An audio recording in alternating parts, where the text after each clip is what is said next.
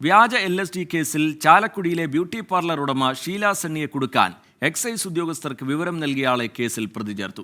ഷീല സണ്ണിയുടെ ബന്ധുവായ യുവതിയുടെ സുഹൃത്ത് തൃപ്പൂണിത്തുറ ഏരൂർ സ്വദേശിയായ നാരായണദാസിനെയാണ് പ്രതി ചേർത്തത്.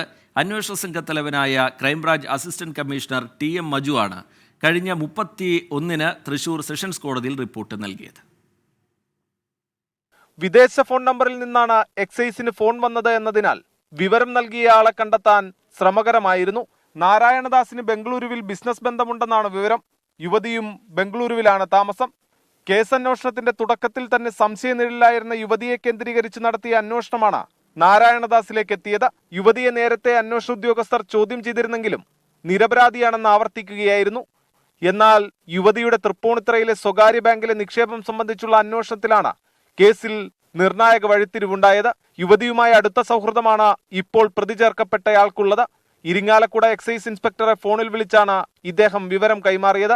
ഷീല സണ്ണി അറസ്റ്റിലാകുന്നതിന്റെ തലേ ദിവസം നാരായണദാസ് ചാലക്കുടിയിൽ ഉണ്ടായിരുന്നുവെന്നും വിവരം ലഭിച്ചിട്ടുണ്ട്. അന്വേഷണ സംഘത്തിന് മുന്നിൽ ഹാജരാകാൻ ആവശ്യപ്പെട്ട് നൽകിയ നോട്ടീസ് ഇദ്ദേഹം ഇതുവരെയും കൈപ്പറ്റിയിട്ടില്ല. അറസ്റ്റ് ചെയ്ത് ചോദ്യം ചെയ്യാനുള്ള നടപടിയിലേക്ക് അന്വേഷണ സംഘം മുന്നോട്ടു പോകും. സംഭവം നടന്ന് 1 വർഷം പൂർത്തിയാകാൻ ദിവസങ്ങൾ ബാക്കിയിരിക്കെയാണ് കേസിൽ നിർണായക വിവരങ്ങൾ ലഭിക്കുന്നത്. 24 തൃശൂർ.